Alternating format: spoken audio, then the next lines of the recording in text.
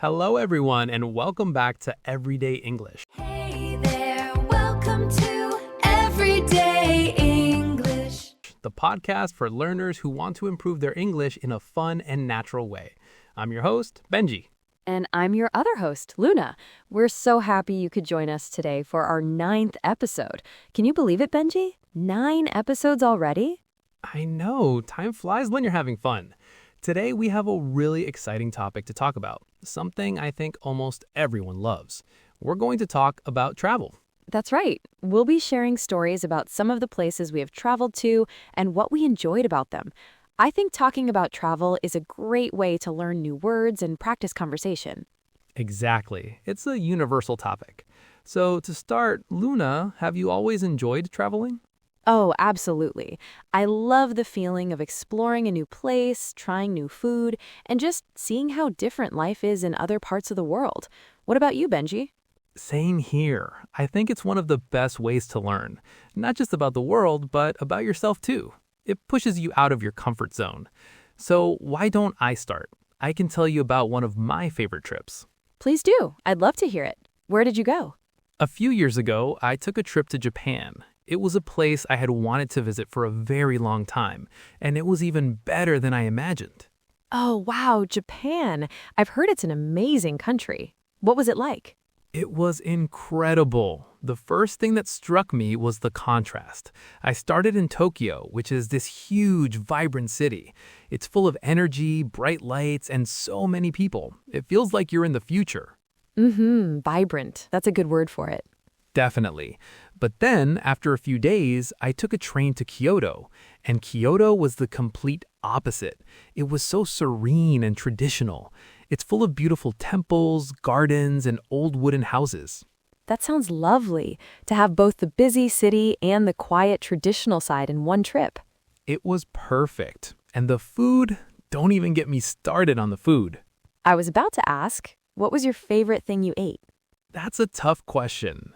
I had the freshest sushi I've ever tasted in my life at a market in Tokyo, but I also had a simple bowl of ramen in a tiny restaurant in Kyoto that was just perfect. So warm and flavorful. That sounds delicious. I love how food can be such a strong memory from a trip. Right? And beyond the food and the sights, the people were so kind and respectful.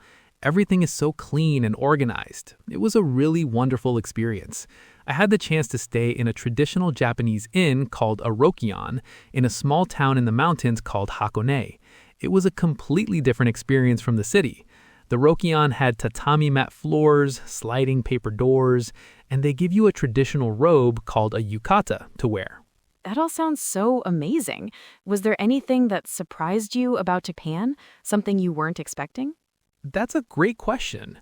You know, what really surprised me were the vending machines. They are everywhere and they sell everything. I saw vending machines for hot coffee in a can, umbrellas, fresh flowers, and even hot meals like ramen. It was incredible. I think I had a different canned coffee every morning from a machine near my hotel. It was a small thing, but it was so convenient and fascinating. That's so funny and unexpected. Vending machines for hot meals. It sounds like you had an amazing time. Okay, now it's my turn to share. Great, let's hear it. Where are you taking us, Luna?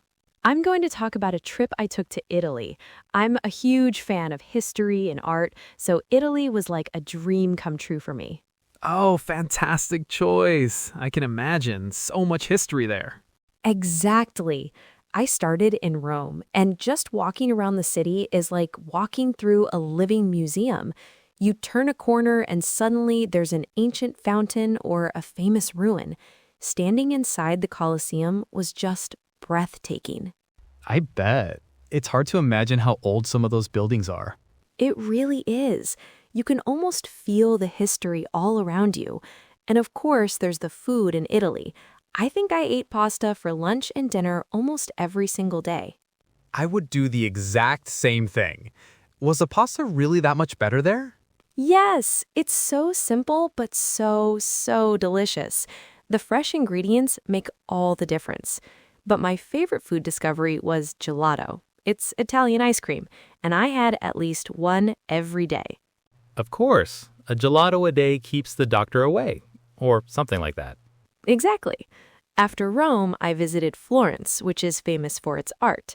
I saw Michelangelo's David statue, and it was just magnificent.